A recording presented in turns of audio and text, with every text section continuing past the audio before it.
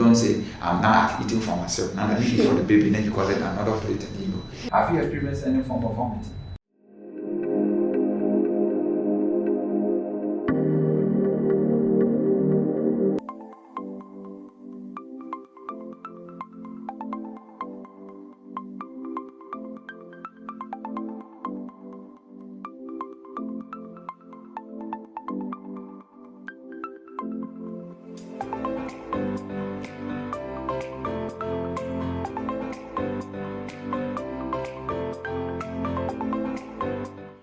And what's up guys, welcome back to my channel. It's me Felicity. So today guys, as you can see according to the title, I'll be telling you what I eat in my third trimester, you know, like my diet vile imekuwa so far. And maybe after I mean from breakfast to lunch to supper, like in a whole day, yeah. And maybe after that we can visit Komarok Modern Hospital and get to see a nutritionist who is going to advise us on more and like what a pregnant lady should have and some of the benefits of these foods and things like that. So for me, I'm just going to give you a small detail of what I have personally from breakfast to supper. So guys, for me, I don't really have a complicated diet, you know.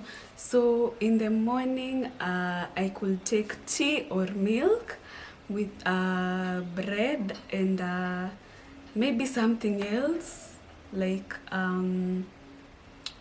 in my first trimester and second trimester specifically, I used to take a lot of ngwashe instead of bread and nduma. But as of now, I mostly take tea, bread, or maybe cereals, something like cornflakes. And yeah, I think that's what I do for breakfast, yeah. But I think it should be much more than that. I think I should maybe include some greens. I don't know. That is why I need some advice. You get it, guys. So from there, I take some fruits. Yeah, some fruits, oranges, bananas. I could take pineapples if there's melon or pawpaw. By the way, I heard pawpaw isn't good for those who are pregnant. Like it could cause a miscarriage. I don't know if that is true. Mi nilisikia tu, so mnaweza niambia pia. So after taking fruits, that is before lunch, and then for lunch I could have it depends with the day, you know. So sometimes I just take the normal lunch. It could be ugali, meat, and maybe some greens. It could be rice and beans. It could be some greens, you know, it depends. It could be fish. Yani, the list is long. So after lunch, I think before supper, hapo ndo njaa sasa hukiki in. Sijui yako kanjaa kanatukanga wapi, where I just crave for a snack. I could do yogurt, I could do juice, or I could even take maybe tea and something else. But I just make sure I have a snack I can take. And then after that for supper, it's just the same as lunch, the same kinds of foods. So I don't know how you guys do it. Maybe unaweza comment hapo chini for you what you take, how many meals you have in a day. For me nimesema like how many of them. I have like 4 to 5 meals in a day. Yeah, I don't know if that is too much or enough. We are yet to find more about that from an expert. So guys, stay tuned as we get to Komarok Modern Hospital for more tips.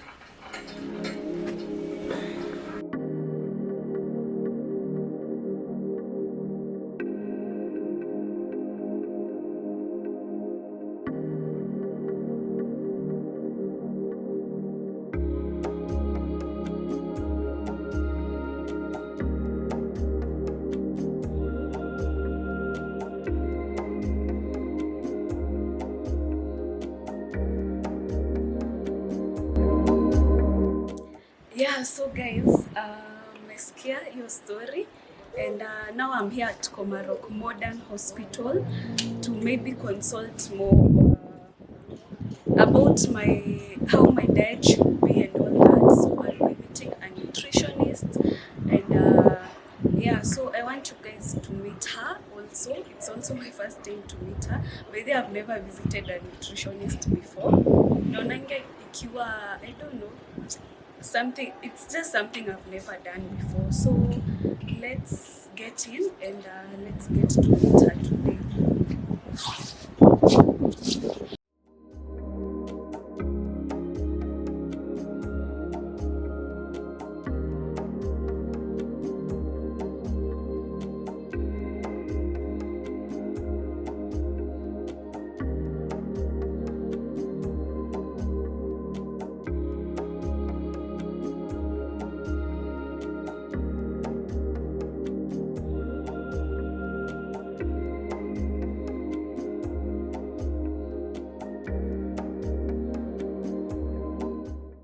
Yeah, so guys, this is Jesse. He's the nutritionist at Modern Komarok Hospital, yeah? And he's going to tell us more about the diet. Yeah, so as I started my video, I had told my fans about what I've been taking in my that trimester. Okay. Yeah, from morning to like in 24 hours. Mm-hmm. Yeah. So I don't know. I wanted some advice, maybe a few tips on things I could add, something like that. Yeah. Okay, it's a pleasure to meet you. Yeah. My name is Jesse, as you rightly said. I'm the hospital nutritionist. You know, during the stage of pregnancy is very important. In fact, it is something that you have to be aware of, that you are carrying like another destiny within you. So you really have to invest in that life, because what you eat today, it can affect the life of that child. Yeah, from now on and henceforth, like almost their entire lifetime. So one of the major reason why we stress on nutrition, because in pregnancy is related to hormonal changes, where the hormonal environment changes in so many ways, and one of the main ways in which you are able to create those balances consistently until you give birth is through micronutrients. And these micronutrients, you only get them from the food you eat. That's why they are very important. And most of the people, they are not aware when they get pregnant, especially in Africa. You will find out most of the people who get pregnant, they are not even aware, they are not even prepared. And they found out one day they started having symptoms of some pregnancy stuff, but because those symptoms are consistent with when you are like starting your menses, that those signs and symptoms is common with early onset of pregnancy. So when they goes to the hospital, then they are told, oh, you are pregnant for 2 weeks, you are pregnant for 3 weeks. So that's why in this facility we really have a program. We have the prenatal, that is preconception, where we are able to talk to mothers, how to prepare your body before getting pregnant, and then doing the period of gestation, where you have already taken in how you should eat, and then after that postnatal, we also have a plan. So let's take for example, when you are already planning to get pregnant, one of the major concern is your iron level, because once you are pregnant, your blood level, it doubles, and let's say increase by 40%, because you have to meet the demand of the baby and also that of you. Now that increased level kind dilute the red blood cell. So that's why pregnancy-associated anemia is very, very common. So also, actually, in my first or second trimester, I had this problem where I had low blood count. So I've been taking supplements that helped me. I think by now my blood level is a little bit better. Yeah, it should be, because if you have been taking the iron supplementation, it's very important, because let's say more than 75% of the women in general, they actually don't eat healthy. So imagine your nutritional demand increases when you are pregnant. So then what happens to you when you still continue to eat that way?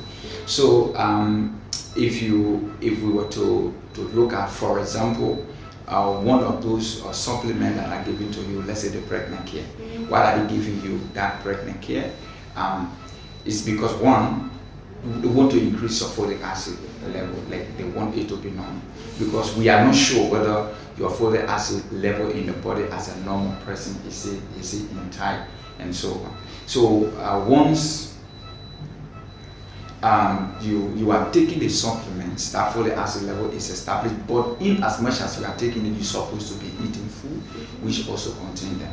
So these are the major macronutrients I'm about to tell you, why you should take them and how they are going to help you and the fetus. The folic acids, it helps to improve maternal tissue growth. It also helps the baby, especially in terms of the closing or something we call the neurotural cord, the notal cord. It can help it to close, and that happens within the first 3 weeks. That cord, it must be able to close because that is the one that encloses the spinal cord.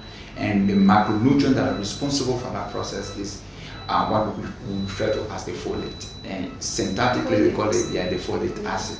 And that is just vitamin B9. You get them from whole grains, like the wheat, the sorghum, even bread, brown bread, because they are fortified with those things. Even in oats, you get them from oats meal. You also get them in some vegetables, they are there. And then one of the major ways is even the way you cook your vegetables. Some of you overcook. Vegetables should not really go beyond 5 minutes. But imagine somebody you are cooking a vegetable up to 15-20 minutes. And the B9 is a water-soluble vitamin, equate to be denatured. So you kind of eating the vegetable, you might not really get the benefit of that B9. So that's why you have to be on the supplement. So and the vitamin B9, it is important, especially for those who just got pregnant. Yes, very important, even before you even get pregnant. Because if you get pregnant, that first 3 weeks, not even the first 3, that is around 20, let's say 24 to 25 days. Within that first 24 to 25 days, the spinal cord region, it has to be closed because it has to enclose the spinal cord. The baby, So you find like the baby will start becoming like a pinch where the brain have to develop and then other organs are following. Now that the neurological system, that our central nervous system actually involved before any other part of the body. So that part has to be, and it's controlled by that B9. So your dietary practice before and during is very, very important. It's very important. So that's what you must be able to take that folic acid for even 3 months before your pregnancy, so that your level can be actually intact, so that the baby does not have the deficiency, especially the neurotuber defect. We call it bifida is something that is very the spinal bifida. Actually, it's called spinal bifida. When the spinal cord is not closed, it remains protruded outside. It's like a tail, from the back of the child. I think you might have seen it. It's called a spinal bifida. It's very important. So when it is not closed, it can cause some neurological impairment in the future. So that's why it's very important to do that. So you can also get them you can get the B9 from also animal products, the fish, the chicken. You can get it from pork and so on. You get it from there, even in vegetable, and then whole grains, and then fortified breakfast cereals. You get it from there. Even from yogurt, you are able to get that. They are the B9, they are fortified actually. And then when it comes to the iron level, is very, very important. Why? Because remember, iron, the reason why we call it the iron is because the red blood cell contains a particular iron called the hemoglobin. It's the one that is responsible for the delivery of oxygen to every part of the body. Now, when you eat food like your rice, the ugali, the chapati, now they are broken down into simpler form that the body will be able to use. They form what we call chemical bond. Now, in your body, there is a particular part of the cells, we call it mitochondria. It's the one that actually releases the energy from those things. And without oxygen, that process cannot be completed.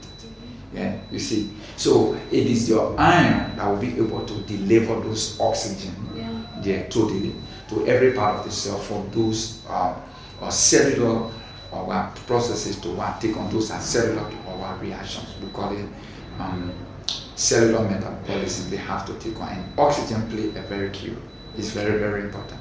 So when you get pregnant, your blood volume, it has to increase because it's like it has to cater for both the maternal and the fetal circulation. And your blood is responsible for transportations of nutrients, minerals, even hormones, and then the removal of waste. Your blood is also responsible for protection. Yeah. So when the fetus is in your system and the fetus is living, every living thing has a waste product. Now the waste product from the oxygen being transported is what carbon dioxide, and it has to also, the baby have to send out those waste, and it is your blood system that the fetus is depending on to remove those waste. So your iron level has to be very important. It has to be intact. So that's why you need to be on those iron tablets so that those processes can be completed. Yeah. Because also you see your placenta is very important because your baby is connected to you through the placenta, and that is a very it's a hollow or substance that is rich in blood supply. So without the oxygen in the blood, or those arrangements will not be well established. Yeah. That's why most of the mother that become anemic and things, sometimes unfortunately they do have this kind. So now you have to look for diet which will be able to supply your iron level in as much as you are on the supplement. And it's never. At what stage would you advise maybe someone to maybe start on the supplement? The supplement, actually, like what I said, it can be started even 3 months before your pregnancy. That's why you have to plan. Your pregnancy have to be planned for. Like in the Western world, people plan for their pregnancy, especially for when you are married. You say in the next 6 months we want to carry the child. So in the first 3 months to that 6 months, you start taking those supplements so that you find like you are trying to enrich your iron level. And then after that, you have to go do your checkup to see your status. And then when you get pregnant, you have to go for your first visit, where they will do something called the pregnancy profile. The pregnancy profile is where you have to check iron level, do every workout to see how the body is, so that in case for any intervention to be done, that intervention is done. So now, even if you have not been taking the iron supplementation before you got pregnant, we assume you were eating well, and then the doctor, now your gynecologist, will now tell you when immediately upon your pregnancy you have to start. But others will say, oh, I'm waiting after maybe the first trimester, the second trimester, I will start anything. But naturally it's supposed to be started before, even before you get pregnant, and then during your pregnancy you just continue. And then with the second, or during the first or second trimester, looking at your HB level and your dietary or corrections and things, they can just maybe stop that. And then you can now continue. That's why diet is very important. So what are those food that are rich in iron? Iron-rich food, there are also food that are also rich in protein. Like for example, nuts. You have different kinds of nuts. You have macadamia nuts, you have the groundnuts, you have the cashew nuts. They are all good sources of iron. Even soya is a good source of iron. Any good source of protein also will give you a good it's a good source of iron. Even the lentils, the one you call camel, is a good source of iron. Even in the leaf or the green leafy vegetables like the spinach, you have the carrots, you have the broccoli. They also have some level of iron that they can supply. And then you have the red meat, whether it's a goat, whether it's from beef, it's from the pork, they all are good sources of iron because they are also good sources of protein. And then the white meat as well, the fish, the chicken, these are good sources of iron. And then one of the things too that you also need to understand, if you are pregnant, there are some other substances or beverages that contain other substances that might prohibit the absorption of iron.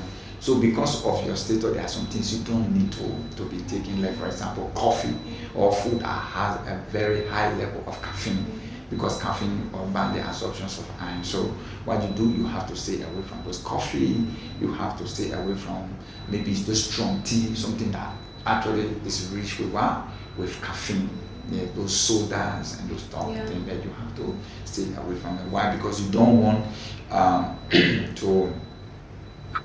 be taking food, and then you are also taking something that will prohibit the absorption of iron. And then for those that love to take alcohol, you also have to stay away from taking their alcohol. It's also good for you and that of the unborn child.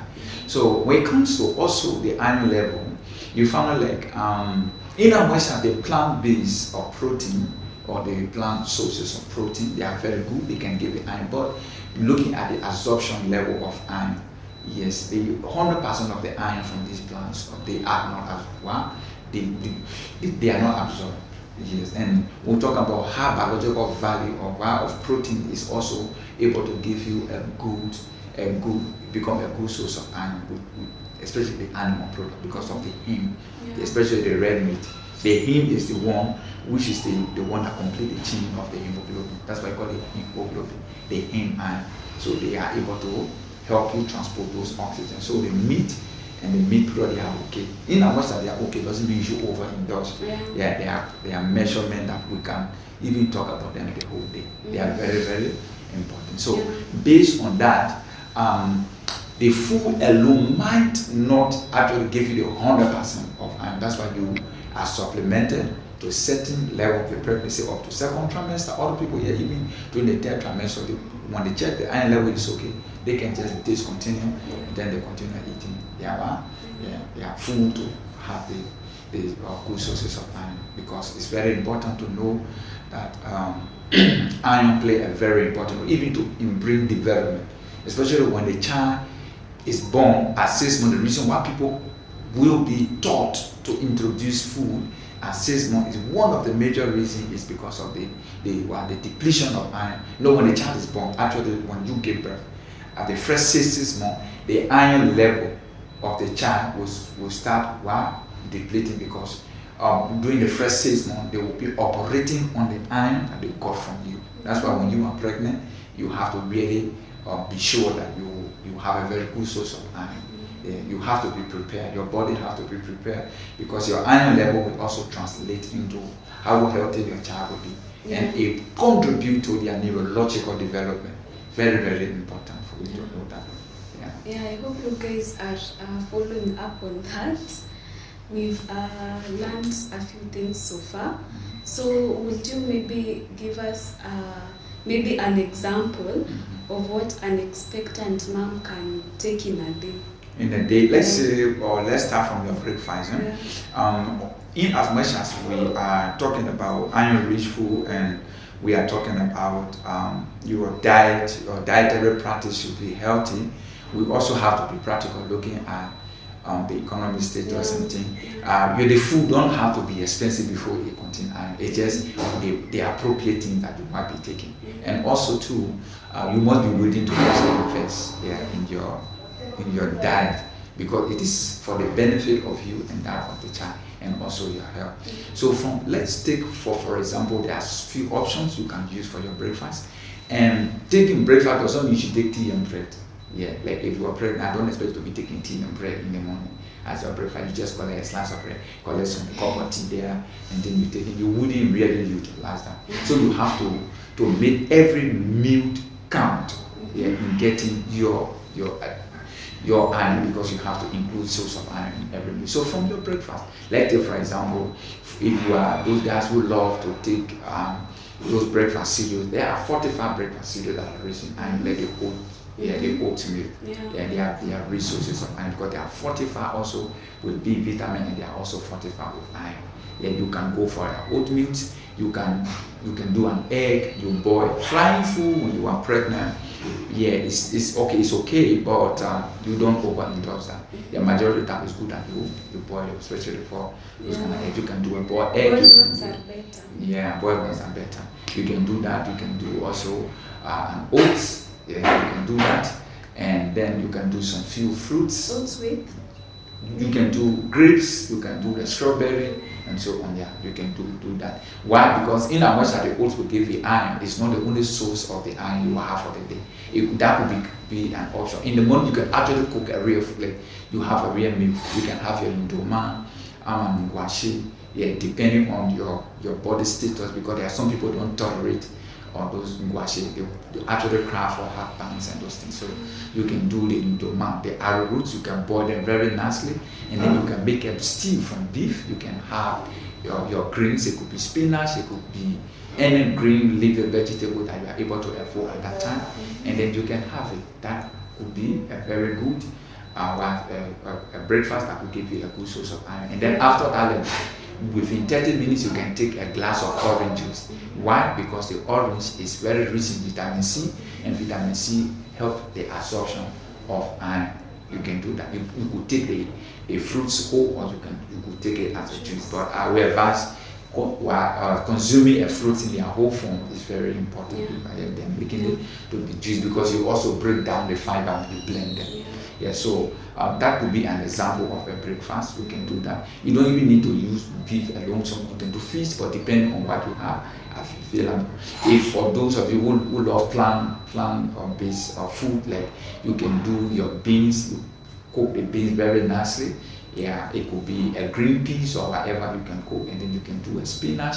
Nice, you cook that, and you can take it. And after that, you could do an orange juice, or you can take the orange, or even a mango or whatever, because they have vitamin C. They are rich in vitamin C. You can spice them off with onion. You can put your carrots. Those are good. So you that sounds like a lot, especially like what? You can do that. Those are just different choices.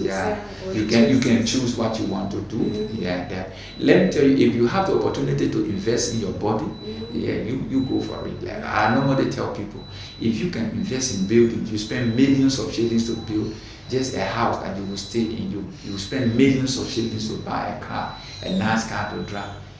Why don't you spend money on your body so that you look good? You see, so it's very important. And then when it comes to snacking, you can snack on nuts, you can snack on yogurt, you can have a cup of yogurt, you can have some few nuts, you can do digestive biscuits. These are products you find in the supermarket that are actually fortified. You can read the label, you will see them.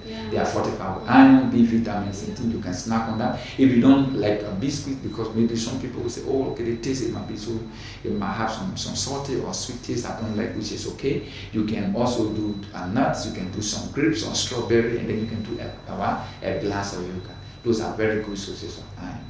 You can do that. And that's in between and lunch. You can snack on that. You can do that. If for those that don't like yogurt, you can do a cup of porridge. Yes, you can do a cup of porridge. You can snack on porridge. If you don't want porridge, you can do an oatmeal, but make sure you have some nuts and things in between there.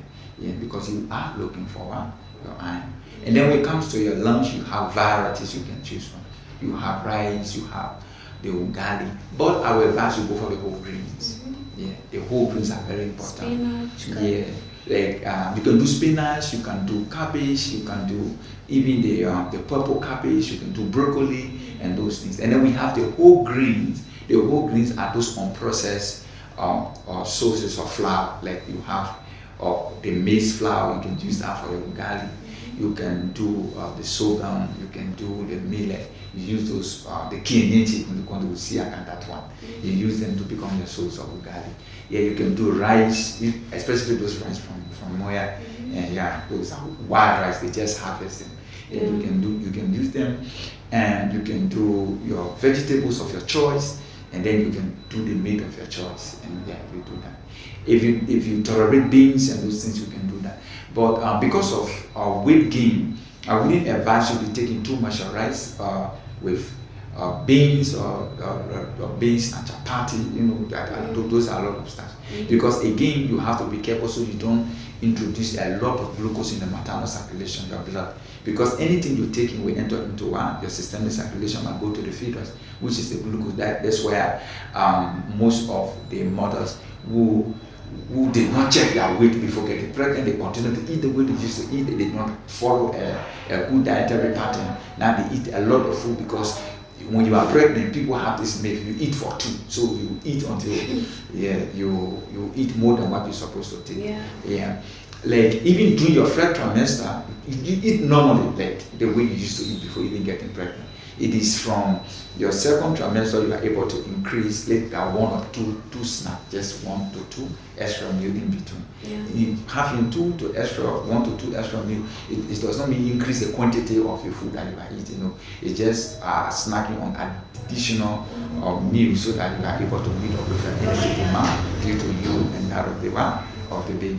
But it doesn't mean you should overeat, because you are just eating, and what you are eating, the nutrients, once it enters into your blood stream, it will get to the child. Yes. So you don't say, now I've eaten for myself, now let me eat for the baby, then you call it another plate, and it doesn't actually work that way. You see, so you wouldn't want to eat a lot of carbs. Yes. So you always your diet should be balanced. If it is a rice, which is a source of starch, or carbohydrate, which is a starch, a source of carbohydrate, you can do a vegetables, and then you do a stew.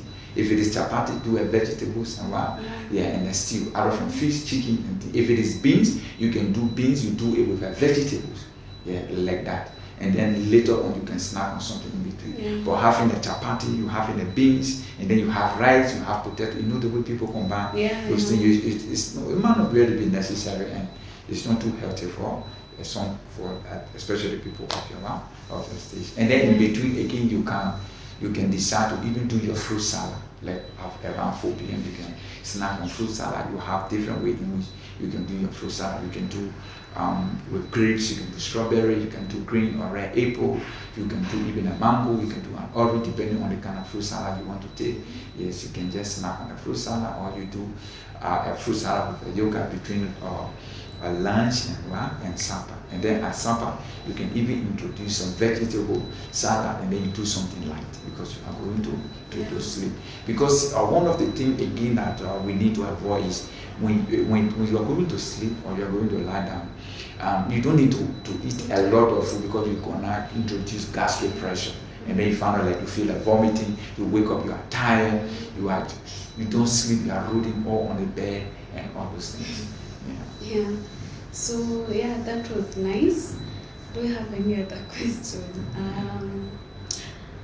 I don't think I have any other question. But I've learned a few things. Okay. Yeah. And then again, when you, it's not only the dietary practice that we look at. Even your physical activity, when you are at this stage, you don't need to be seated at one place, especially in labor room. From in the morning, in the evening, you are watching television, having a remote. Sometimes it's good to engage in all activity. There are very nice videos on YouTube you can follow. They will teach you some movement in here. Like for us, we have a program where after every 2 Fridays, we call our mothers into a yoga session. Yes, where they are taught on how to carry on some body moves, so that you become very safe, especially when it comes to the process of delivery. Putting your muscles are flexible, you are not having any complication. You don't stay long laboring and all those things. Very, very important. So exercise. When is your next session? This coming Friday we have one session. So this coming Friday we will not have. But the upper Friday, we are also going to have the next session. And this coming Thursday, but one like the following Thursday, not this one, the upper one, we'll be having an antenatal forum where we will be also teaching all of these things. And our midwife will be there. She's also a yoga or trainer for our mothers, and we will be engaging them. Actually on the same. So that very important. So I hope you guys have followed up on that. Thank you so much for the advice and the tips. I hope also guys mmesikia uko home, watu wako home, watu wana watch, and I think that is it. I would like to ask you the question before we close the session. Have you experienced any form of vomiting? You have not experienced. There are a lot of people who actually do experience a lot of vomiting. We have a condition. Condition. Most of the mother present, we call it hyperemesis gravidarum, where you vomit a lot, more than usual. It become unusual. It is abnormal. Especially that you vomit a lot. If you have somebody watching and you have those kind of challenges where you are vomiting a lot during your third trimester will become unusual because it's normal for people to vomit because due to hormonal changes. Yeah. But then again, when you reach to a certain level of the vomiting, it becomes unusual because it causes you to become dehydrated. You start having some headache and then so you come to the hospital. Now, if you are at home and you're experiencing those vomiting, it's not good to take a lot of fatty food. You don't drink while you are eating. You don't smell food. There's too much of fried stuff, especially when they are cooking and somebody is frying food. You just go far away from it because those things trigger that nausea that actually speed up or facilitate the vomiting process. Sometimes you can do some lemon water, other will just chew some carrots, especially with heartburns and those things. They just go away. And then when you are experiencing a lot of reflux, that gastric reflux, where somebody think, oh, I'm having a lot of heartburns. I can't really cope up with it. It's good to wear free clothes so that you don't, because when you start wearing something tight around your stomach, it can cause that pressure, especially your uterus is already being enlarged because of the fetus growth, and then you are also wearing tight stuff, you can increase that pressure, and then the gastric content will now be pushed up into the esophagus, and then you start having those heartburn. So you are able to release yourself when you do some of those smaller tips you follow them. Okay, thank you so much for that. Okay. Thank you so much, guys, also for those who have followed up on all this. I'm going to see you in my next video. Yeah, bye. Hi. Hello Felicity. Hi. I'm Chef Anson. Nice to meet you. Mimi mkikuja hapa na piga treat ya food, kila kitu maisha Okay. like Mediterranean here, you having that 5-star kind of meals. Ah. Yeah, sure. Nice. Okay. Yeah. Karibu. That's it. That's it. Oh, you can have to come here. Yeah, sure. Karibu. Yeah, you can just come here with this. So this is our mini kitchen. It's as simple as venye iko. So this is food your patients are Yeah, side food in patient. They taking kuku kienyeji na chapati. Chapati ya leo tumepiga pumpkin kidogo na vile iko. Nice. Inakaa poa. Iko fit. Trust me, it's here. Explanation like we get you all some kind of meals. As long as we keep proper treatment in the fit. Yeah. Yeah, that's it. Okay. Yeah, Awesome. Sure. Feel at home, karibu. Okay, thanks. And like as soon you'll be having your own. Soon I'll be here. Okay, you're most welcome. Yeah. Yeah, sure. Take Thank care. you. Okay, thank you for coming. Okay, thanks. Yeah.